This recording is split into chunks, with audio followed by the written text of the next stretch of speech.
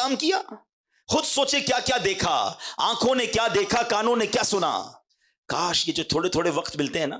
آپ کو پتا ہے آج کل دنیا میں ایک فینومینا ہے، جو پڑھے لکھے لوگ ہیں میری بات جلدی پک کریں گے، یونیورسٹی آن ویل ہے، راستے میں کیے جانے والے کورسز.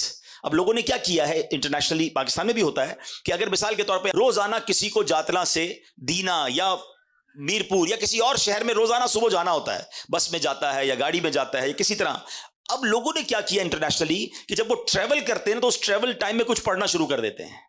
جاتے ہوئے بھی پڑھ رہے ہیں، واپسی میں پڑھ رہے ہیں، تاکہ وہ آدھا گھنٹہ جو ٹریولنگ میں ہے، اگر ایسی جگہ بیٹھے، ٹرین ہے، بس ہے، کہ کچھ پڑھا جا سکتا ہے، سنا جا سکتا ہے، تو وہ سنتے ہیں اس آدھا گھنٹہ 1 گھنٹہ، تاکہ اس وقت کو ضائع نہ ہونے دیں اور اگلے 4-6 مہینے سال میں کوئی پورا ڈپلوما کر لیتے ہیں، کوئی الگ کورس کر لیتے ہیں. الحمدللہ آپ کی میری دعوت اسلامی نے ہمارے لیے بڑے کام آسان کر دیے ہیں. پورے قرآن پاک کی تلاوت، پورے قرآن پاک کا ترجمہ، پورے قرآن پاک کی تفسیر صراط الجنان آڈیو میں جاری کر دی ہے. آپ فارغ ہے گاڑی میں، آپ ٹریول کر رہے ہیں، کان سے لگائیے اپنے موبائل فون کو. کئی لوگ جناب ہیڈ فون لگا کر گانے سن کے سفر پورے کرتے ہیں. آپ تلاوت سن کر، ترجمہ سن کر، تفسیر سن کر، آپ کہتے ہیں روز ایک بیان آدھے گھنٹے کا سن لوں، ایک فرض علوم سیکھ لوں. آپ جو کرنا چاہتے ہیں انٹرنیٹ پر الحمدللہ دعوت اسلامی والوں نے وہ ڈال دیا ہے. پہلے ذہن تو بنے کہ جناب اس وقت کو استعمال کرنا ہے. مجھے بہت کچھ نہیں آتا جو میں، اب ذرا پہلے تو اس بات کو سمجھیے کہ قیامت کے دن نبی پاک علیہ الصلوۃ والسلام کے چہرے کو نہ دیکھ سکنا یہ کوئی چھوٹی محرومی نہیں ہے. اگر میں آپ سب سے ایک سوال کروں کہ بتائیے وہ کون سی ذات ہے کہ قیامت کے دن جو شفاعت کرے گی، جو اپنے غلاموں کو تلاش کر کر کے انشاءاللہ اپنے کرم سے جنت میں لے جائیں گے، تو وہ کوئی اور نہیں ہے، وہ صرف جناب رسول اللہ صلی اللہ تعالی علیہ وسلم ہے. بریلی کے تاجدار کہتے ہیں نا، سنتے ہیں کہ محشر میں صرف ان کی رسائی ہے، there is nobody else، اور کوئی نہیں ہے. سنتے ہیں کہ محشر میں صرف ان کی رسائی ہے، گر ان کی رسائی ہے لو جب تو بنائی ہے. تو اب جو نبی پاک کا دیدار ہی نہیں کر سکے گا، شفاعت کس سے لے گا، دامن میں کس کے چھپے گا؟ تو یہ چھوٹی محرومی نہیں، یہ بڑا پرابلم ہے. تو آپ عرض کرتی ہیں حضور وہ کون بخیل ہوگا، وہ کون کنجوس ہوگا؟ تو سرکار دو عالم صلی اللہ تعالی علیہ وسلم نے فرمایا وہ شخص جس کے سامنے میرا ذکر ہو اور وہ مجھ پر درود نہ پڑھے. اب آپ غور کیجئے، نبی پاک پر صلی اللہ تعالی علیہ وسلم پر ہم کتنا درود پڑھتے ہیں. اچھا اب اس میں علماء نے ایک بڑی آسانی ہمارے لیے کر دی. ہم کسی محفل میں جاتے ہیں، اجتماع میں جاتے ہیں، جہاں بار بار سرکار دو عالم صلی اللہ تعالی علیہ وآلہ وسلم کا نام نامی لیا جاتا ہے، ہو سکتا ہے کبھی ہم بھی درود پاک پڑھنے سے رہ جاتے ہوں. تو علماء نے فرمایا کہ روزانہ اپنی روٹین میں، اپنی دن بھر میں کوئی ایسا عدد متعین کر لے، فکس کر لے کہ روزانہ میں نے 100 بار، 200 بار، 313 بار، اللہ جتنی توفیق دے، میں نے درود پاک پڑھنے، اور درود پاک پڑھ لے. تو اب پورے دن میں اگر نبی پاک علیہ الصلوۃ والسلام کا نام سنا تھا یا کہا تھا اور درود پڑھنا رہ گیا تھا، تو یہ بعد میں درود پڑھنا اس درود نہ پڑھنے کے قائم مقام ہو جائے گا. تو اب زندگی میں ایک اصول بنائیں، ایک روٹین بنائیں کہ فضول باتوں سے اپنے آپ کو بچا کر انشاءاللہ کثرت کے ساتھ درود پاک پڑھیں گے. ہمیں تو دیدار بھی کرنا ہے اور آقا سے ملاقات بھی کرنی ہے. ہاں، نبی پاک کے ہاتھوں جام کوثر بھی پینا ہے انشاءاللہ. آقا کے کرم سے انشاءاللہ پل صراط سے ڈرتے ہوئے نہیں، انشاءاللہ جھومتے ہوئے وجد کرتے ہوئے گزرنا ہے. سیدی اعلیٰ حضرت بھی کمال ہے نا. لوگ کہتے ہیں، واقعی روایتوں بھی مضمون ہے کہ لوگ پل صراط پر چیخ رہے ہوں گے، پکار رہے ہوں گے، ڈر رہے ہوں گے، کیونکہ ان کے سامنے لوگ کٹ کٹ کے جہنم میں گر رہے ہوں گے نا. One of the most horrible bridge, ایسا کوئی پل دنیا میں نہیں ہے، نہ ہو سکتا ہے، جہنم کے اوپر بنا ہوا پل ہے، اندھیرے میں ڈوبا ہوا، تلوار سے تیز، بال سے باریک. لوگ گھبرائے ہوئے ہوں گے، مگر میرے رضا سے پوچھو، کہتے گھبرانا کس بات کا ہے؟ آقا بھی تو وہاں ہوں گے نا. اور نبی پاک پل صراط کے کنارے اللہ کی بارگاہ میں رب سلم امتی کی صدائیں بلند کر رہے ہوں گے. تو اعلیٰ حضرت کہتے ہیں ڈرتے ہوئے نہیں گزرنا. آپ کہتے ہیں رضا پل سے اب وجد کرتے گزریے کہ ہے رب سلم صدائے محمد صلی اللہ وسلم. مل کر صلی اللہ درود پاک کو نہ چھوڑیں, درود پاک کو تھام لیں, اپنی زندگی کا حصہ بنائیں. دنیا میں بھی برکتیں دیکھیں گے اور انشاءاللہ قیامت کے دن بھی اس کی برکتیں دیکھیں گے. پیارے آقا علیہ الصلوۃ والسلام فرماتے ہیں, جس کا مضمون ہے حوض کوثر پر میرے پاس کچھ گروہ آئیں گے, کچھ لوگ آئیں گے جن کو میں کثرت درود کی وجہ سے پہچانوں گا. تو درود پڑھیں گے تو پہچان ہوگی نا, ہیں انشاءاللہ. تو درود پڑھیں گے انشاءاللہ. آئیے مل کر محبت کے ساتھ باآواز بلند درود پاک پڑھیں. صلو علی الحبیب صلی اللہ تعالی علی محمد صلی اللہ علیہ وسلم. اسلام کے پہلے خلیفہ حضرت ابوبکر صدیق رضی اللہ تعالیٰ عنہ یار غار بھی ہیں, یار مزار بھی ہیں, عاشق اکبر ہیں. مرتبہ کیا ہے؟ افضل البشر بعد الانبیاء, یعنی کائنات میں انبیاء اور رسل کے بعد اگر کوئی سب سے افضل ہستی ہے تو وہ سیدنا صدیق اکبر رضی اللہ تعالیٰ عنہ کی ذات ہے. اچھا, آپ ایمان سب سے پہلے لانے والوں میں سے ہیں, آپ بہت بڑے بزنس مین بھی تھے. میں آج آپ کی دو بڑی کمال کی بزنس ڈیلز بتانا چاہتا ہوں جس پر آپ کو ٹونٹ کیا گیا, جس پر آپ کو طنز کیا گیا. آج کسی کاروباری آدمی کو کوئی دوسرا کاروباری آدمی کہے کہ یار تم بڑے کاروباری بنتے ہو, اتنا مہنگا سودا لے آئے ہیں, ایسا گھٹیا مال لے آئے, اتنا گھاٹے کا سودا کیا, تو بزنس مین کو فیل ہوتا ہے کہ یار دوسرے لوگ میرے بارے میں کیا باتیں کر رہے ہیں. یہ بڑے کمال کے بزنس مین تھے.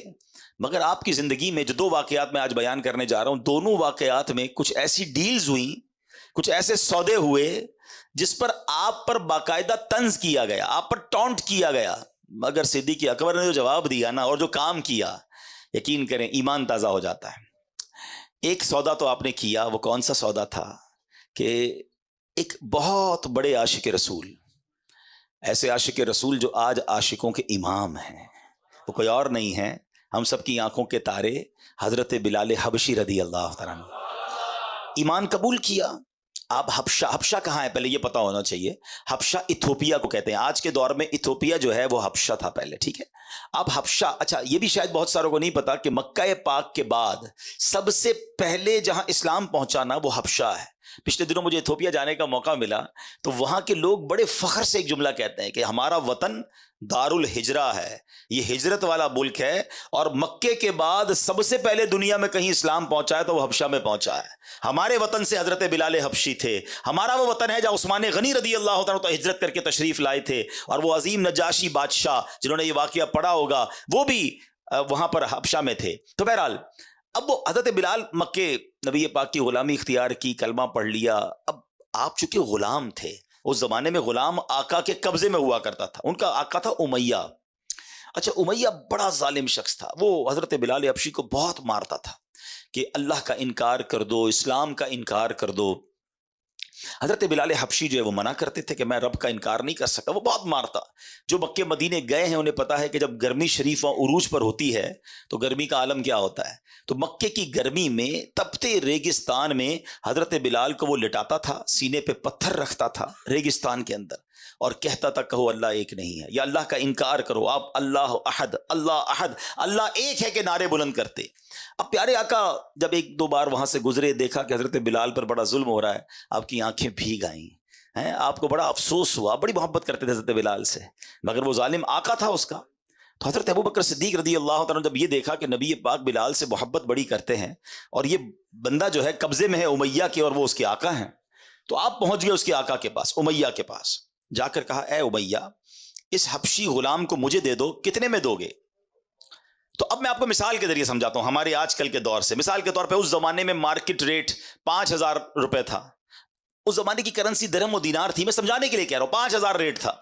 اس نے کہا میں 10,000 میں دوں گا. آپ نے کہا مجھے ڈیل منظور ہے, مجھے 10,000 میں دے دو. کہتا نہیں اب 15,000 میں دوں گا.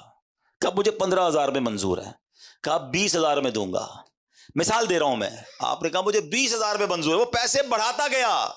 حضرت ابوبکر صدیق اوکے کرتے گئے. آخر کار ایک اماؤنٹ طے ہو گئی. امیہ نے پیسے لیے, حضرت بلال حضرت ابوبکر کے حوالے کیے. پھر امیہ پتہ کیا کہتا ہے, اے ابوبکر تمہارے تو کاروبار کے بڑے چرچے ہیں, تمہاری عقل کے بڑے چرچے ہیں, میں نے سنا ہے تم بڑی اچھی ڈیل کرتے ہو, بڑے اچھے کاروباری آدمی ہو, یہ حبشی غلام کو اتنا مہنگا خرید لیا, تمہیں کاروبار نہیں آتا, یہ کیسی ڈیل کی ہے؟ ہائے ہائے ہائے، حضرت ابو بکر صدیق نے جو تاریخی جملہ ارشاد فرمایا نا، آپ فرماتے امیہ تمہیں کیا معلوم بلال کی قیمت کیا ہے، تم اس سے زیادہ مانگتے میں اس سے زیادہ تمہیں دیتا۔ خوشی خوشی حضرت بلال کو لیا، نبی پاک کی بارگاہ میں حاضر ہوئے، کہ حضور بلال حاضر ہے۔ اللہ اکبر، نبی پاک کی خوشی دیدنی تھی۔ آقا دو جہاں صلی اللہ تعالی علیہ وسلم نے کیا خوبصورت جملے ارشاد فرمائے۔ آپ فرماتے اے ابو بکر، بلال کو آزاد کرنے میں جو رقم خرچ کی ہے اس میں میرے بھی پیسے شامل کر لو۔ اللہ اکبر، حضرت ابو بکر صدیق کی آنکھوں میں آنسو آتے ہیں، کہتے حضور میرا جو کچھ ہے سبھی تو آپ کا ہے، میں نے اگر مال خرچ بھی کیا ہے تو حضور وہ بھی آپ ہی کا ہے۔ اللہ اکبر، سبحان اللہ۔ تو یہ ہے صدیق اکبر، کیسی ڈیل کی ہے، کیسا سودا کیا ہے۔ زمانہ سمجھ رہا ہے مہنگی ڈیل ہے، مگر صدیق اکبر نے نبی پاک کے دل کو راضی کر لیا ہے۔ حضرت بلال حبشی کو آزاد کروانے کا جو صحرا تھا، اللہ اکبر، وہ حضرت صدیق اکبر کے پاس ہے۔ ایک اور واقعہ ہوا، اس پہ بھی حضرت صدیق اکبر رضی اللہ تعالیٰ عنہ کے ساتھ کچھ مکالمہ کیا کسی غیر مسلم نے۔ ذرا سنیے گا، تفسیر عزیزی میں ہے، کلدہ بن اسید جسے ابو اسد بھی کہتے ہیں، مکہ مکرمہ کا رہنے والا ایک کافر تھا۔ دور جہالیت میں وہ حضرت ابو بکر صدیق کا ساتھی تھا، جب وہ ایمان نہیں لایا تھا اور اسلام کا اعلان نہیں ہوا تھا تو اس زمانے میں حضرت ابو بکر صدیق کا ساتھی بھی تھا۔ حضرت ابو بکر صدیق اسلام قبول کر لیا، آپ نے جیسے ہی پتہ چلا آپ تو اولین اسلام قبول کرنے والوں میں سے تھے، تو ایک دن اسلام جب آپ نے قبول کر لیا نا، کچھ دنوں بعد وہ آپ سے ملا اور کہتا ہے اے ابو بکر، تم تو سوداگری میں ماہر تھے، تجارت میں ماہر تھے، اپنی عقل مندی کی وجہ سے ہمیشہ نفع کماتے تھے، اب تمہیں کیا ہوا؟ اپنے باپ دادا کا دین چھوڑ کر اسلام قبول کر لیا، اتنا بڑا نقصان اٹھا لیا۔ لات و عزا، یہ ان کے بت تھے، لات و عزا کی یعنی اہل مکہ کے جھوٹے خدا جن کی وہ پوجا کرتے تھے، ان کی شفاعت سے تم نا امید ہو گئے۔ معاذ اللہ، کہتے وہ ان کی جو بھی بلیسنگز وہ سمجھتا تھا اس سے تم نا امید ہو گئے۔ ہائے ہائے، اس بے وقوف کلدہ بن اسید کی بات سن کر حضرت ابوبکر صدیق نے پتہ کیا کہا؟ اے کلدہ، جو بندہ حق کو قبول کرے اور اچھے کام بجا لائے، کیا وہ نقصان اٹھانے والوں میں سے ہوتا ہے؟ کیا وہ بھلا نقصان اٹھاتا ہے؟ یعنی میں جس طرح دنیاوی تجارت میں ماہر ہوں نا، اس طرح میں نے آخرت کی تجارت میں بھی شاندار سودا کیا ہے، میں نے اس میں بھی عقل مندی دکھائی ہے، میں نے حق بات کو قبول کیا ہے، گھاٹے میں میں نہیں، گھاٹے میں تم ہو، میں نے تو بڑے نفع والا سودا کیا ہے۔ اب صدیق اکبر اسے سمجھا رہے ہیں۔ اب ذرا صدیق اکبر کا مرتبہ سمجھیے گا، آج آپ کو شاید پہلی بار پتا چلے گا کہ بچے کو قرآن پاک کی جو سورت یاد ہے، اس سورت کے نازل ہونے کا شان نزول کیا تھا۔ صدیق اکبر اسے بتا رہے ہیں گھاٹا تم نے کیا ہے، میں نے نہیں، سودا میں نے کھڑا کیا ہے، نقصان میں تم ہو۔ ارے یہ دو بندوں کی بات ہے، مگر شان صدیق اکبر دیکھیں کہ حضرت صدیق اکبر رضی اللہ تعالیٰ کے اس مبارک جواب کی تائید میں رب نے قرآن کی آیت نہیں، قرآن کی پوری سورت نازل فرما دی۔ اور وہ سورت کون سی ہے؟ قرآن پاک کی سورہ عصر۔ ہائے ہائے، بسم اللہ الرحمن الرحیم، والعصر ان الانسان لفی خسر الا الذین آمنوا وعملوا الصالحات وتواصوا بالحق وتواصوا بالصبر۔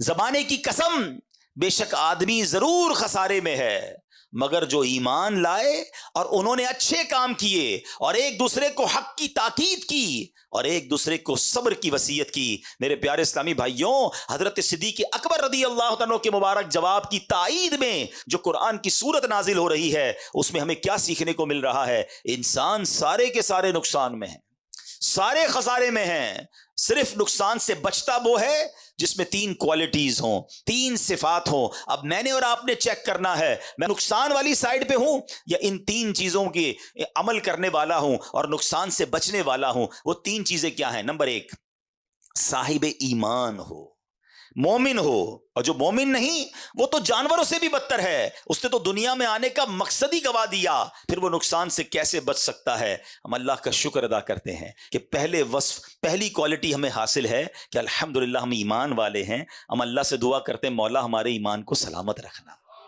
اب سیکنڈ کیٹیگری کیا فرمائی؟ فرمایا نیک عمل کرتا ہو، کہ جو نیکیاں نہیں کرتا، گناہ کماتا ہے، وہ بھی سخت نقصان میں ہے۔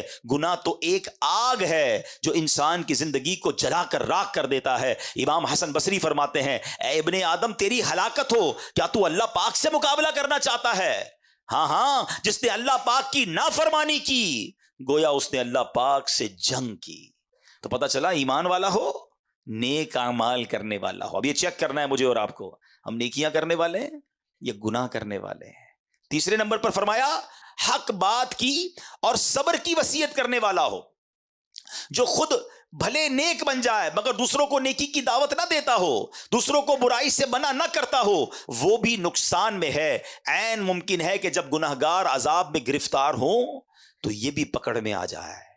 تو اب یہ بات سمجھنی ہے کہ ایمان والا نقصان میں نہیں, نیکیاں کرنے والا یہ نقصان سے بچ جائے گا, اور دوسروں کو بھی نیکی کی دعوت دے, دوسروں کو بھی اچھی باتیں بتائے, یہ نقصان سے بچنے والا ہے. ہمیں چیک کرنا ہے کہ یہ تینوں اوصاف ہمارے اندر ہیں کہ نہیں. قرآن کریم کی ایک مختصر سورت ہے, یہ مبارک سورت والعصر مکہ مکرمہ میں نازل ہوئی. اس میں صرف ایک رکوع ہے, 3 آیتیں ہیں, 14 الفاظ ہیں اور 68 حروف ہیں. حضرت ابی بن کعب رضی اللہ تعالیٰ عنہ سے روایت ہے, رسول ذیشان مکی مدنی سلطان صلی اللہ تعالیٰ علیہ وسلم نے فرمایا, جو سورہ عصر پڑھے اللہ پاک اس کے لیے صبر پر مہر لگا دے گا اور روز قیامت اہل حق کے ساتھ ہوگا. اتنی مختصر سورت اور اتنے فضائل, شاندار لیسن, زندگی گزارنے کا گویا طریقہ بیان کر دیا گیا اس مختصر صورت میں. بظاہر تو بڑی مختصر صورت ہے مگر کاش ہم اس کو سمجھنے والے بنے. امام محمد بن ادریس شافعی رحمۃ اللہ تعالی علیہ, امام شافعی اس مختصر صورت کے بارے میں کیا فرماتے ہیں کہ آپ فرماتے ہیں اگر لوگ اس ایک صورت میں غور و فکر کریں تو یہی ان کے لیے کافی ہے. ایک سورت ہی قرآن کی کافی ہے زندگی گزارنے کے لیے. آپ ہی کا فرمان ہے, اگر اللہ پاک سورہ عصر کے علاوہ اور کوئی دلیل نازل نہ فرماتا تب بھی یہی نصیحت دنیا اور آخرت کے لیے کافی ہو جاتی. اس قدر ڈیپ ہے, اس قدر لیسن ہے. افسوس یہ کئی بار پڑھی, کئی بار امام صاحب نے پڑھی, ہم نے سنی, مگر کیا اس نے دل پر اثر کیا؟ انڈرسٹینڈ ہی نہیں کرتے ہم قرآن کو, ترجمہ تفسیر سے پڑھتے ہی نہیں ہیں, حالانکہ کتنا کمال کا میسج ہے. اللہ اکبر. اچھا اب ہم یہ کہہ رہے ہیں کہ 14 الفاظ, 3 آیتیں اور اتنا سبق. آگے چلیے, سورہ عصر کی اہمیت کا اندازہ یہ لگانا ہوگا کہ اسے یاد رکھنا, بار بار دہراتے رہنا چاہیے. طبرانی شریف میں ہے کہ 2 صحابہ کا یہ معمول تھا کہ جب آپس میں ملتے تھے ایک دوسرے کو سورہ عصر سنایا کرتے تھے. والعصر ان الانسان لفی خسر, تاکہ یاد رہے کہ نقصان ہے, یہ انسان خسارے میں چلا جائے گا اگر اچھی باتیں نہیں کرے گا, ایمان پر استقامت حاصل نہیں کرے گا. اللہ کرے کہ ہم بھی جب دوست ملیں آپس میں, کوئی کسی کو قرآن سنائے, کوئی حدیث سنائے, کوئی آخرت کی بات بتائے. ہماری تو گیدرنگ ہی فضول بات سے شروع ہوتی ہے, غلط باتوں سے سٹارٹ ہوتی ہے, غلط باتوں پر ختم ہوتی ہے. ہم 1 گھنٹہ چائے پر بیٹھ جائیں, کبھی پوسٹ مارٹم تو کیا کریں اپنی گیدرنگ کا کہ یار 2 گھنٹے دوستوں میں بیٹھا, کھڑا ہوا, کر کے کیا آیا؟ غیبتیں, حسد, بہتان, مذاق, مسخری, کسی کی دل آزاری. یعنی ہماری 1-2 گھنٹے کی محفل بھی کتنی فضول باتوں پر مشتمل ہوتی ہے. نہ کریں, یہ وقت گزرتا جا رہا ہے. سورہ عصر کی ایک اور خوبصورت بات انشاءاللہ آج اسی سورت کے بارے میں مختلف ڈائمنشن سے, مختلف انداز سے سیکھنے کی کوشش کریں گے. سبحان اللہ. سورہ عصر میں جہاں آخرت کے بارے میں یاد دلایا ہے نا, لیکن اگر اسی صورت کو عشق کی نظر سے دیکھو تو اس میں بھی نبی پاک کی نعت بیان کی گئی ہے. آپ کہیں گے ایسے کیسے؟ سبحان اللہ. مفسرین قرآن فرماتے ہیں کہ آپ کا جو یہ سورہ عصر میں جو نعت کا پہلو ہے نا, وہ نعت کا پہلو یہ ہے, والعصر کیا ہے؟ زمانے کی قسم. عصر عربی میں زمانے کو کہتے ہیں. مفسرین کرام کا ایک قول یہ بھی ہے کہ زمانے سے مراد اللہ پاک کے آخری نبی محمد عربی صلی اللہ تعالی علیہ وسلم کا زمانہ مراد ہے, کیونکہ وہ زمانہ سب سے افضل زمانہ تھا. ہاں یہ بات طے ہے, ہر زمانہ میرے حضور کا ہے, لیکن جس زمانے میں میرے آقا موجود ہیں, حالانکہ آخرت کی یاد دلائی جا رہی ہے, مگر یہاں بھی رب نے اپنے محبوب کا ذکر فرمایا ہے کہ میرے محبوب کے زمانے کی قسم. کون سے زمانے کی بات کی ہے؟ جس میں پیارے آقا علیہ الصلوۃ والسلام تشریف فرما ہے. سیدی اعلیٰ حضرت کیا خوبصورت بات فرماتے ہیں, کہتے ہیں وہ خدا نے ہے مرتبہ تجھ کو دیا, وہ خدا نے ہے مرتبہ تجھ کو دیا, نہ کسی کو ملے نہ کسی کو ملا, کہ کلام مجید نے کھائی شہا, تیرے شہر و کلام و بقا کی قسم. اللہ اکبر. قرآن جا بجا حبیب پاک علیہ الصلوۃ والسلام کی قسم ارشاد فرماتا ہے, اپنے نبی کا ذکر میرے رب نے قرآن میں جا بجا فرمایا. تو سبحان اللہ. اب ذرا ایک بات یاد رکھیے, سرکار دو عالم علیہ الصلوۃ والسلام خود فرماتے ہیں, خیرکم قرنی ثم الذین یلونہم ثم الذین یلونہم, یعنی سب سے بہتر بہتر زمانہ میرا ہے، پھر اس کے بعد جو ملے ہوئے ہیں، پھر اس کے بعد جو ملے ہوئے ہیں، یعنی سب سے افضل زمانہ نبی پاک کا اور صحابہ کا زمانہ ہے، پھر تابعین کا زمانہ ہے، پھر تبع تابعین کا زمانہ ہے. یہ جو 3 قرن کہلاتے ہیں، 3 ادوار کہلاتے ہیں، یہ سب سے افضل دور ہوا کرتے تھے. آج لوگ کہتے ہیں آئیڈیل زمانہ کون سا ہے؟ یہ بات مسلمان کو ماننی بھی ہے اور اس پر یقین رکھنا ہے کہ سب سے افضل اور آئیڈیل اگر کوئی زمانہ تھا تو رسول پاک علیہ الصلوۃ والسلام کا زمانہ تھا. جس وقت خدمت میں ان کی بو بکر و عمر عثمان و علی. سوچو تو صحیح کیسا زمانہ تھا، کیسا دربار تھا. جس وقت تھے خدمت میں ان کی بو بکر و عمر عثمان و علی، اس وقت رسول اکرم کے، اس وقت رسول اکرم کے دربار کا عالم کیا ہوگا.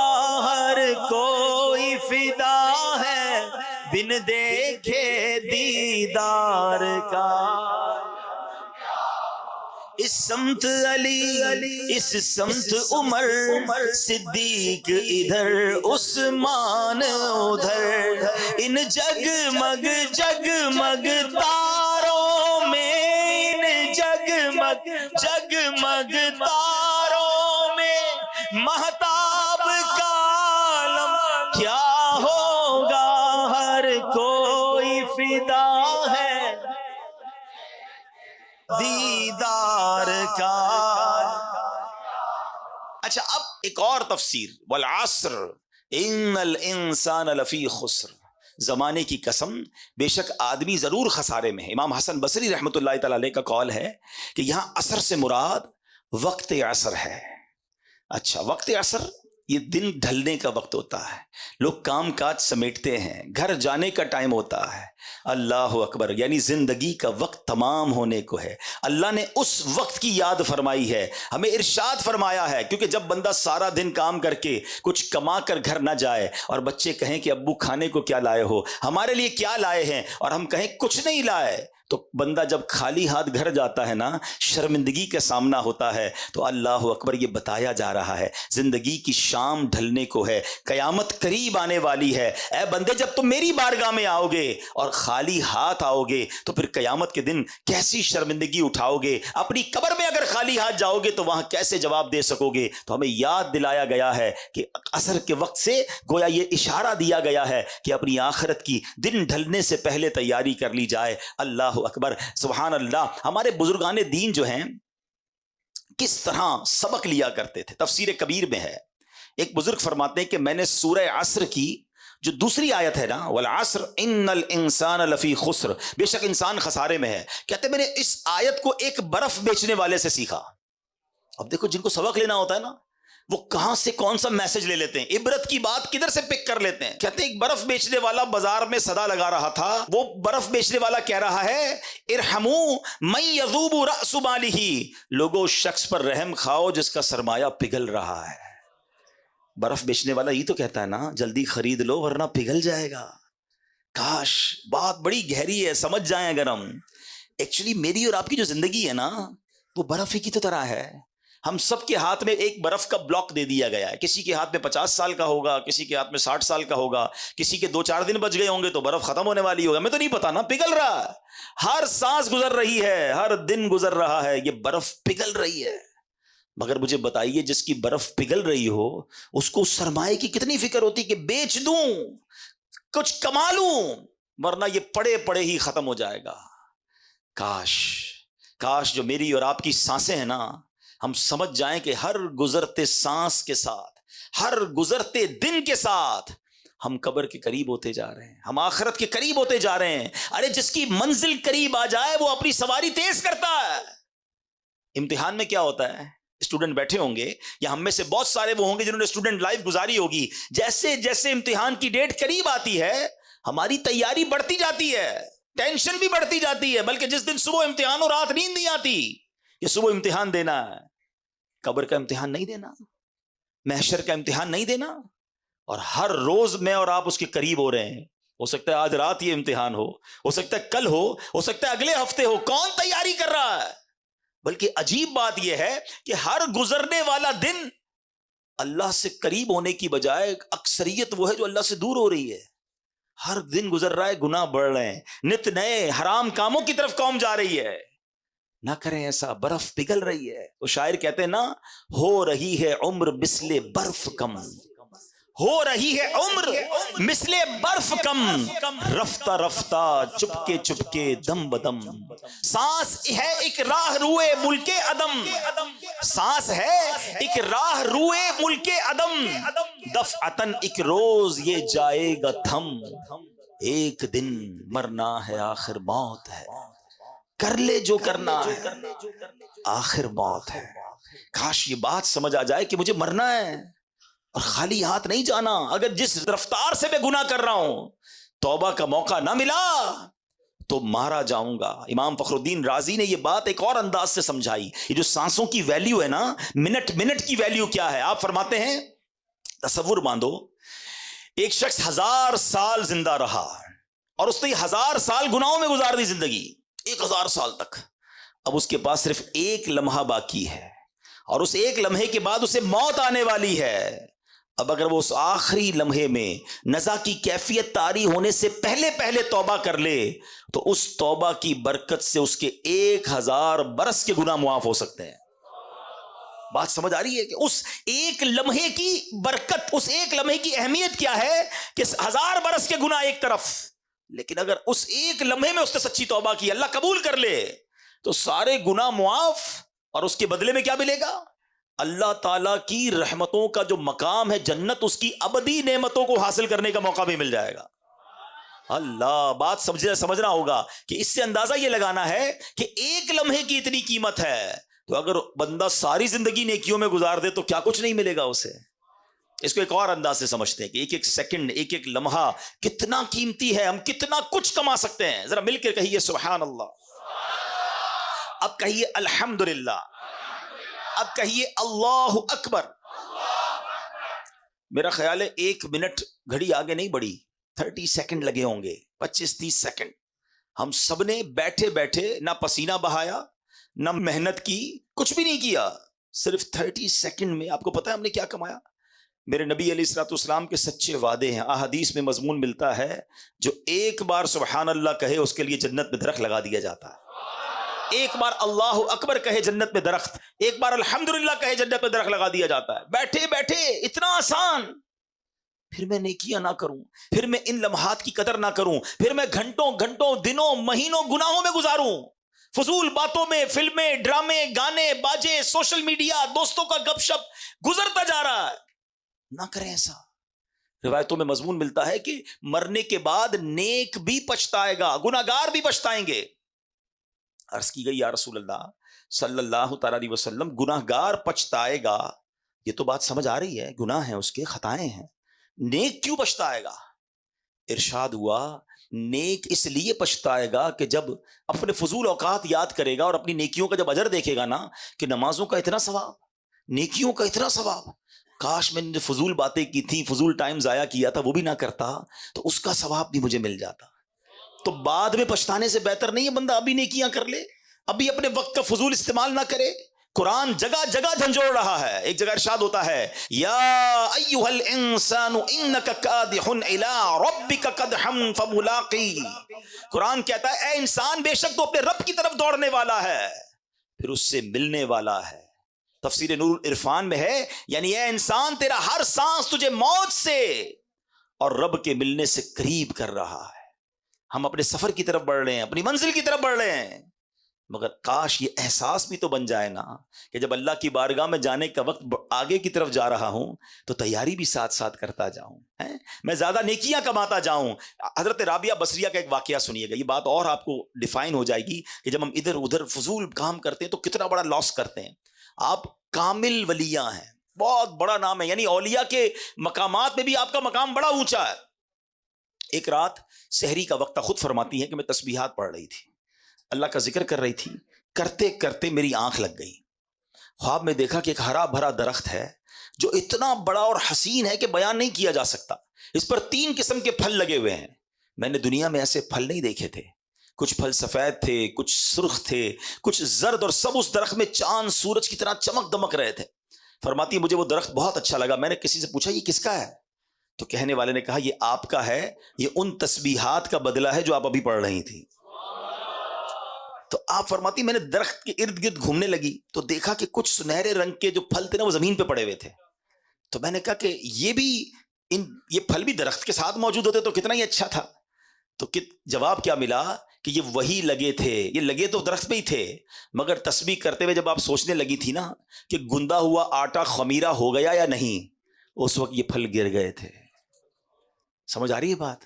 اللہ کی ولیاں ہیں, تسبیح کر رہی ہیں, مگر تسبیح کرتے کرتے اپنے آٹے کا خیال آ گیا ہے, ذہن کہیں اور چلا گیا. اللہ کی جو کہتے ہیں توجہ اللہ کی طرف جو تھی, یا جو ذکر کی طرف توجہ تھی, وہ دھیان کہیں چلا گیا. تو فرماتی ہیں کہ وہ تھوڑی دیر کے لیے جو توجہ گئی تو وہ جو پھل تھے نا وہ نیچے گر گئے. میرا اور آپ کا تو دھیان ہی کہیں اور ہوتا ہے. اول تو عبادت کرنی نہیں ہے, اول تو نیکیاں کرنے کی طرف نہیں آتے, اور اگر آ بھی جائیں تو نماز میں خیال کہیں اور ہے, دعا میں خیال کہیں اور ہے, مسجد میں آئے تو دل باہر لگا ہوا ہے, بس جلدی گھڑی دیکھ کر نکلوں یار, یہ اجتماع ختم کب ہوگا, یہ بیان ختم کب ہوگا, یہ امام صاحب دعا کب کریں گے, اتنی لمبی نماز سلام ہی نہیں پھیر رہے. ہمارا تو یہ حال ہے. آپ سوچیے ہم دنیا میں کیوں آئے ہیں؟ ہم اللہ کے بندے, ہمیں عبادت کے لیے بنایا گیا ہے, اور ہم کس کام میں لگ گئے ہیں. اور ان تمام چیزوں کا جو اجر ہے نا, کہیں ایسا نہ ہو کہ قیامت کے دن کہا جائے کہ یہ نمازوں کا تمہارا اجر تھا مگر توجہ نہ تھی, اخلاص نہ تھا, یہ سب پھل نیچے گر گئے. تم نے صدقے تو دیے, تم نے خیرات تو کی, تمہیں اتنا پہاڑ جتنا ثواب ملنا تھا, مگر اس خیرات اور اس صدقے میں تمہاری نیت اللہ کی رضا نہیں بلکہ واہ واہ کی نیت تھی, لوگوں کو دکھانا تھا. یہ پہاڑ جتنی نیکیاں تمہاری ڈیلیٹ کر دی گئی ہیں. کتنی حسرت ہوگی. رمضان کے روزے رکھے تھے تم نے, گرمیوں میں بھی رکھے, سردیوں میں بھی رکھے, یہ تمہیں پہاڑ جتنی نیکیاں ملنے والی تھی, مگر ان روزوں میں تم نے گناہ بھی ساتھ کیے, ان روزوں میں اللہ کی نافرمانیاں بھی کی. پھر کدھر جائیں گے ہم؟ خدا را اپنے آپ پر رحم کیجئے. جن کاموں میں ہم لگ گئے نا, جو گناہوں کی عادتیں ہم پال بیٹھے ہیں, ہمارا دل جو ہے اس وقت حرام کاموں کی طرف لپک لپک کر جا رہا ہے. ایسا نہ کریں. اور ان واقعات سے سورہ عصر مجھے اور آپ کو جھنجھوڑ رہی ہے. والعصر ان الانسان لفی خسر. خسارے والے نہیں بننا ہمیں اللہ کی رحمت لوٹنے والا بننا ہے, ہمیں رب کی رحمت سے جنت میں جانے والا بننا ہے. اے میرے پیارے اسلامی بھائیوں, حضرت شریح رحمت اللہ تعالی علیہ نے دو شخصوں کو فضول کام کرتے ہوئے دیکھا تو فرمایا الفارغ ما امر بہذا, فارغ شخص کو اس کام کا حکم نہیں دیا گیا تھا. پھر آپ نے قرآن کی آیت پڑھی ان کے سامنے, فَإِذَا فَرَغْتَ فَانْصَبْ. قرآن کہتا ہے تو جب تم فارغ ہو تو خوب کوشش کرو, یعنی اپنے فارغ وقت کو عبادت میں صرف کرو. ادھر تو جیسی فارغ وقت ملا موبائل نکالا اور جناب شروع سوشل, 2 گھنٹے بیٹھے پتہ ہی نہیں چلا. ارے بھائی سیکھ سکتا ہوں, بہت پہلے کی بات ہے. ہمارے ایک جاننے والے تھے, وہ کہتے ہیں میں اپنی فیکٹری جاتا ہوں, 1 گھنٹہ گاڑی جلا کر جاتا ہوں, 1 گھنٹہ واپس آتا ہوں. میں نے کیا کیا ہے, اپنی گاڑی میں قرآن پاک ترجمے کے ساتھ رکھ لیا ہے. کنز الایمان کا ترجمہ اس زمانے میں جاری ہوا تھا. وہ کہتے ہیں جاتے ہوئے 1 پارہ سنتا ہوں, واپسی میں 1 پارہ سنتا ہوں, ہر 15 دن بعد میرا گاڑی میں ختم قرآن ہو جاتا ہے. کہتے ہیں اتنی بار سن لیا قرآن کہ اب مجھے امام صاحب تلاوت کرتے ہیں تو قرآن سمجھ آنے لگ گیا ہے کہ اس آیت کا ترجمہ کیا ہے. کتنا شاندار ذہن تھا, وقت میں کیوں ضائع کروں. اگر ہمارا ذہن بن جائے, مثال دیتا ہوں, ہمارا کوئی دوست ہمیں کہے یار ذرا بیٹھنا, میں آ رہا ہوں 10 منٹ میں, ہمارا فوری طور پہ رپلائی کیا ہوتا ہے, ٹھیک ہے آپ آئیے. ہم کیا کرتے ہیں, 10 منٹ میں موبائل نکلے گا اور 10 منٹ موبائل دیکھتے رہیں گے. وہ 20 منٹ میں بھی آئے گا, میں پتہ نہیں چلے گا, مگر یہ 10 15 20 منٹ ضائع کر دیے. اگر ذہن ہونا وقت کی قدر کا, یہی موبائل باہر نکلے گا اور اسی موبائل میں اگر قرآن پاک ڈاؤن لوڈ ہوگا تو میرا ذہن بنے گا یار یہ 10 منٹ میں آئے گا, میں 10 منٹ میں سورہ یاسین کی تلاوت کر لوں گا. ہیں, اور سورہ یاسین کی فضیلت کیا ہے, جو 1 بار سورہ یاسین پڑھے اسے 10 قرآن پاک کا ثواب ملتا ہے. یار یہ 12 منٹ کا کہہ کر گئے ہیں, مجھے 12 منٹ انتظار کرنا ہے, میں 112 بار درود پاک پڑھ سکتا ہوں. تسبیح نکلے گی جیب سے, 112 بار درود پاک ہو جائیں گے. اگر ان چنک آف ٹائمز, اس کو کہتے ہیں وقت کے چھوٹے چھوٹے پیسز, یہ جو چنک آف ٹائمز ہیں اس کو استعمال کرنے کا اگر ذہن بن جائے تو آپ یقین کریں آپ اتنی ساری نیکیاں کما سکتے ہیں. ارے موبائل فون اور سوشل میڈیا پر جانا ہی ہے تو دعوت اسلامی کے سوشل میڈیا کے پیجز ہیں, جائیے کوئی بیان سن لیں, کوئی نعت سن لیں, کوئی مدنی پھول سن لیں, تاکہ میرے علم میں اضافہ ہو, میرا وقت ضائع نہ ہو. سبحان اللہ, ہمارے بزرگان دین کو کس قدر وقت کا احساس تھا, اپنے وقت کی قدر و منزلت تھی. ایک بزرگ کے بارے میں آتا ہے کہ آپ نے 40 سال ہو گئے روٹی نہیں کھاتے تھے, بھوک لگتی تھی تو ستو پی لیتے تھے. تو کسی نے کہا حضرت آپ روٹی کیوں نہیں کھاتے؟ کہتے میں نے کیلکولیٹ کیا، روٹی کھانے اور ستو پینے کے درمیان میں 90 بار اللہ کا نام تسبیح زیادہ پڑھ سکتا ہوں. تو میں نے سوچا روز کھانا کھاؤں گا، روز روٹی کھاؤں گا تو 90 تسبیح کم ہو جائیں گی، ستو پی کر بھی پیٹ بھر جاتا ہے. تو انہوں نے روٹی کھانا چھوڑ دی، ستو پینا شروع کر دیا. ادھر روٹی پہ بیٹھتے تو کھڑے ہی نہیں ہوتے، 5 10 12 منٹ میں کھانا کھایا جا سکتا ہے، 1.5 گھنٹے تک دسترخوان پہ بیٹھے کیا کر رہے ہیں؟ گپ شپ کر رہے ہیں. بہت ٹائم ہے نا. نہیں ہے ٹائم. یہ ٹائم آپ جنت کے لیے کیوں نہیں گزارتے؟ ہمارے پاس مسجد میں آ کر بھاگنے کا ٹائم پھر کیوں ہے؟ یہاں بھی تو تھوڑا ٹائم گزارو نا. اللہ کے گھر میں آ کر کتنے نوافل پڑھے، کتنی تسبیحات پڑھی، مگر یہاں آ کر بے چینی شروع ہو جاتی ہے. تو اے میرے پیارے اسلامی بھائیوں، ہمیں کاش یہ ذہن بن جائے. پلیز سمجھیے قرآن پاک کی یہ سورت جھنجھوڑ رہی ہے، والعصر ان الانسان لفی خسر، انسان خسارے میں ہے. مگر کون خسارے میں نہیں ہے وہ میں نے آپ کو بتا دیا، کہ جو ایمان لائے، نیکی کی دعوت دیتے ہیں، گناہوں سے بچتے ہیں، صبر اور ایمان کی تلقین کرتے ہیں. کاش یہ بات سمجھ آ جائے. مبارک ہو ان مبلغین کو، دعوت اسلامی والوں کو جو مدنی قافلوں میں جاتے ہیں، جو درس و بیان دیتے ہیں، جو لوگوں کے پاس دکان دکان گھر گھر جا کر نیکی کی دعوت دیتے ہیں. تو الحمدللہ آپ ایمان کی، آپ صبر کی تلقین، آپ نیکی کی دعوت دے رہے ہیں. تو ہمیں یہ کام کرنا ہوگا، کہیں ایسا نہ ہو کہ ہم خسارے والوں میں ہو جائیں. اے میرے پیارے اسلامی بھائیوں، ذرا تصور باندھیے، قیامت کا ایک تصور بناتے ہیں کہ جب اللہ کی بارگاہ میں مجرموں کو پیش کیا جا رہا ہوگا، لوگوں کو بلایا جائے گا کہ آؤ اپنا نامہ اعمال لے کر. اب ہمارا نام پکارا جائے کہ فلاں بن فلاں بھی آ جائے. ہم جھجکیں گے، ہم ڈریں گے. ہمیں پتہ ہے کہ گناہ زیادہ ہیں، ہمیں پتہ ہے کہ نامہ اعمال کھلا تو برباد ہو جائیں گے. شرم بھی آ رہی ہوگی کیونکہ اتنے گناہ ہیں کہ لوگوں کے سامنے پڑھ کر کیسے سنائیں گے. اور جب ہمارا نامہ اعمال ہمارے ہاتھوں میں تھما دیا جائے گا تو ہمارا بنے گا کیا؟ قرآن میں بتایا گیا کہ جو مجرم ہوں گے نا وہ پتہ ہے کیا پکاریں گے؟ جب ان کا نامہ اعمال دیا جائے گا نا انہیں، تو ان کی چیخو پکار کیا ہوگی؟ قرآن کہتا ہے یا لیتنی لم اوت کتابیا ولم ادری ما حسابیا، اے کاش کہ مجھے میرا نامہ اعمال نہ دیا جاتا اور میں نہ جانتا کہ میرا حساب کیا ہے. یا لیتہا کانت القاضیہ، اے کاش کہ دنیا کی موت ہی میرا کام تمام کر دیتی. ما اغنا عنی مالیہ، میرا مال میرے کچھ کام نہ آیا. ہلک عنی سلطانیہ، کیا کہے گا؟ میرا سب زور جاتا رہا. آج کہتے لوگ میرا بڑا کرو فر ہے، میں فلاں علاقے کا چیئرمین، میں ناظم، میں صدر، میں وزیر اعظم، میں صوبائی صدر، میں فلاں کونسلر، میں ایم این اے، میں ایم پی اے، میرے ڈالے، میرے جناب گارڈز، میرا پیسہ، میری کوٹھیاں ہیں. اگر نامہ اعمال میں گناہ ہے، اگر اللہ ناراض ہوا، خدا کی قسم نہ مال کام آئے گا، نہ تمہارا یہ کرو فر کام آئے گا. وہ پکارے گا ما اغنا عنی مالیہ، میرا مال میرے کچھ کام نہ آیا. ہلک عنی سلطانیہ، میرا سب زور جاتا رہا. اس دن کیا کریں گے؟ اس دن کس کو پکاریں گے؟ اپنے نامہ اعمال کو ٹھیک کر لو، اپنے نامہ اعمال میں نیکیاں درج کروانے کی فکر کیجئے. میرے پیارے اسلامی بھائیوں، اس دن اعمال تولے جائیں گے. قرآن کہتا ہے سورہ قارعہ میں، پڑھیے تو صحیح قرآن کیا کہتا ہے؟ القارعۃ ما القارعہ وما ادراک ما القارعہ یوم یکون الناس کالفراش المبثوث وتکون الجبال کالعہن المنفوش.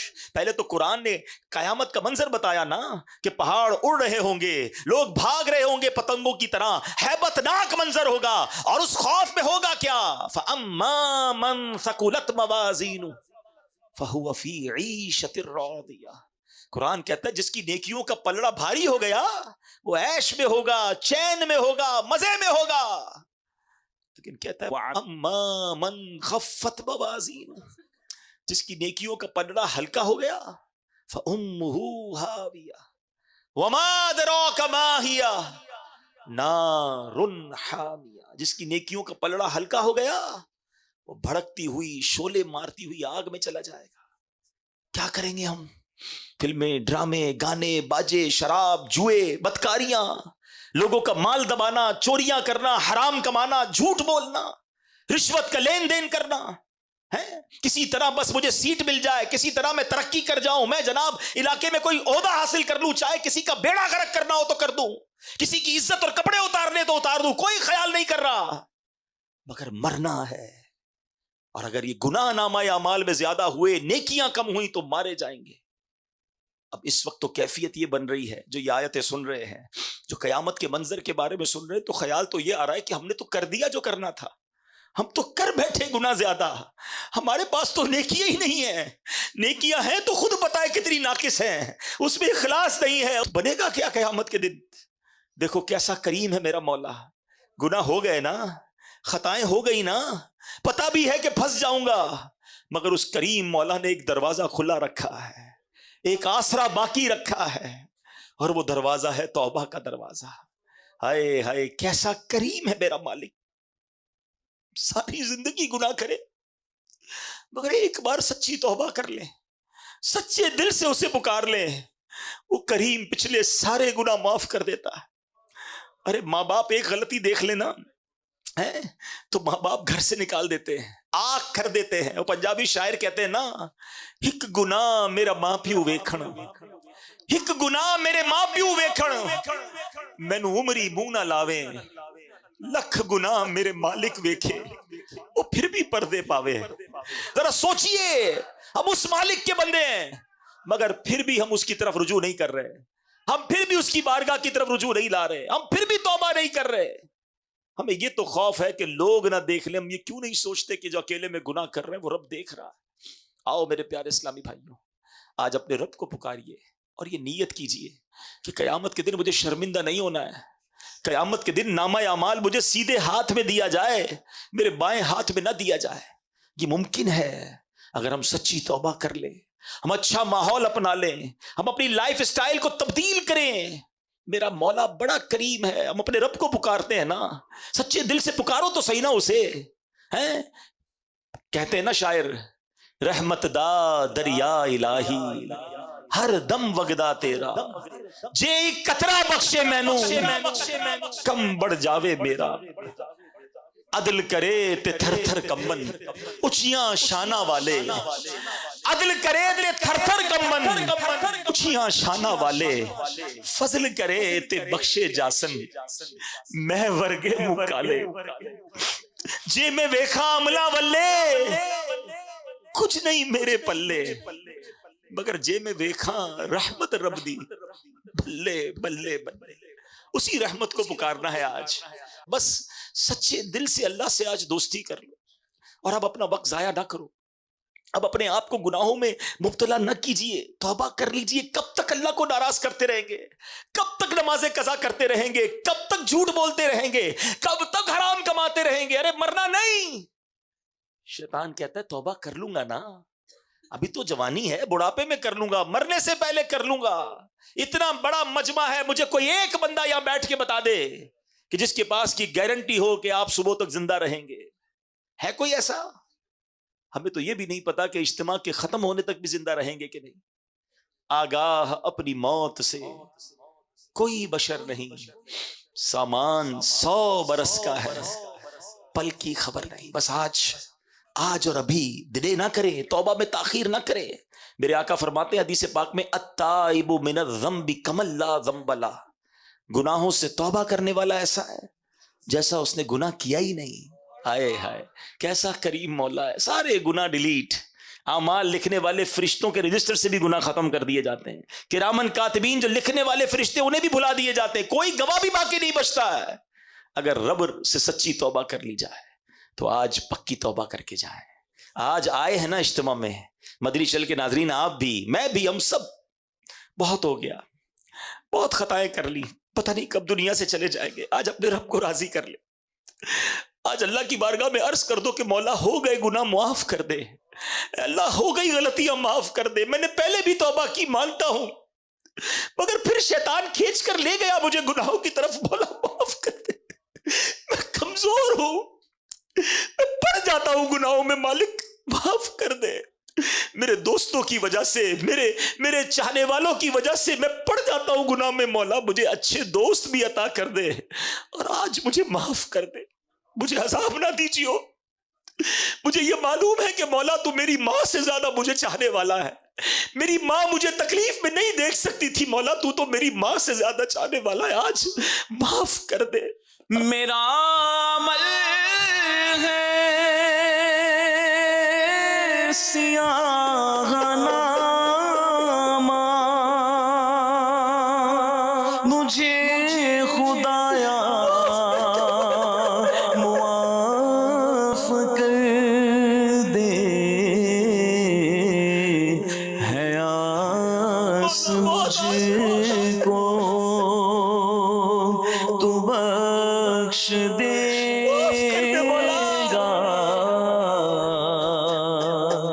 ہے آس مجھ کو تو بخش دے گا، مجھے خدایا معاف کر دے۔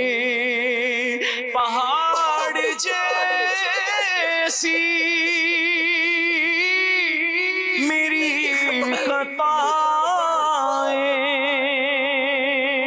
مگر بہت ہے تیری عطائیں، پہاڑ جیسی میری خطائیں مگر بہت ہے تیری عطائیں، معاف کرنا شعار تیرا، مجھے خدایا معاف کر دے۔ اللہ یہ نہ دیکھ کتنے برے ہیں، یہ نہ دیکھ ہمارے گناہ کتنے ہیں مالک، بندے تیرے ہیں، تیرے حبیب کی امتی ہے، آج توبہ کرتے، اب نہیں کریں گے گناہ مولا، ہم کمزور ہیں، ہم مانتے ہیں ہم کمزور ہیں، آج ہمت بھی تو نہیں دینی ہے، توفیق بھی تو نہیں دینی ہے، اور اے اللہ بس آج ایسی مدد کر دے، ایسی توبہ نصیب کر دے کہ اب گناہوں کی طرف پلٹ کر نہ جائے، ہمیں 5 وقت کا مالک نمازی بنا دے، بس آج اپنے رب سے سچی توبہ کر لو، آج دوستی کر لو، اللہ کریم ہے، یقین کرے دل سے پکارنے کی دیر ہے، میرے جتنے گناہ ہیں سب معاف کر دے۔ اندھیرے شب کے کیے ہیں رسوا، اجال دن کے کیے ہیں سراپا جرموں خطا ہو مولا، سراپا جرموں خطا ہو مولا، مجھے خدایا معاف کر دے۔ کیسے معاف کرتا ہے، وہ کیسے عیب چھپاتا ہے۔ حضرت عمر کا دور ہے، ایک شخص کہیں جا رہا ہے، ہاتھ میں شراب کی بوتل ہے، حضرت عمر کا جلال ہے، آپ کی ہیبت ہے، آپ کی عدالت ہے، آپ نے اسے روکا، کہا بتاؤ کیا ہے ہاتھ میں، اس کے ہاتھ میں شراب کی بوتل تھی۔ اب ذرا سوچیے، حضرت عمر سامنے کھڑے ہیں، ان دونوں کے درمیان کتنا فاصلہ ہے، کتنی دیر کی گفتگو ہوگی۔ اس شخص نے پتہ ہے کیا کیا، کوئی لمبی چوڑی بات نہیں کی، بس دل ہی دل میں اپنے رب سے باتیں کرنا شروع کر دی۔ کہتا مولا آج معاف کر دے، عمر کے سامنے ذلیل ہونے سے بچا لے، میں توبہ کرتا ہوں اب شراب نہیں پیوں گا، میں اب تجھے ناراض نہیں کروں گا، آج بچا لے مولا۔ بس اس نے دل سے اتنا ہی کہا ہے، اور حضرت عمر سے کہتا ہے حضور اس میں سرکہ ہے۔ حضرت عمر کہتے لاؤ یہ بوتل دکھاؤ، مجھے بتائیے کتنی دیر ملی ہوگی۔ اب اس نے کیا کیا، ڈرتے ڈرتے وہ بوتل نکالی اور حضرت عمر کو دیتا ہے۔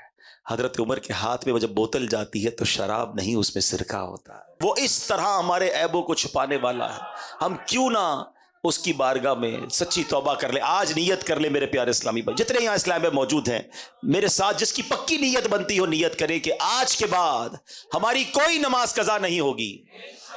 ایسا نہیں، ایسا نعرہ لگائے جس کی نیت بنتی ہے کہ شیطان بھی یہاں سے بھاگ جائے.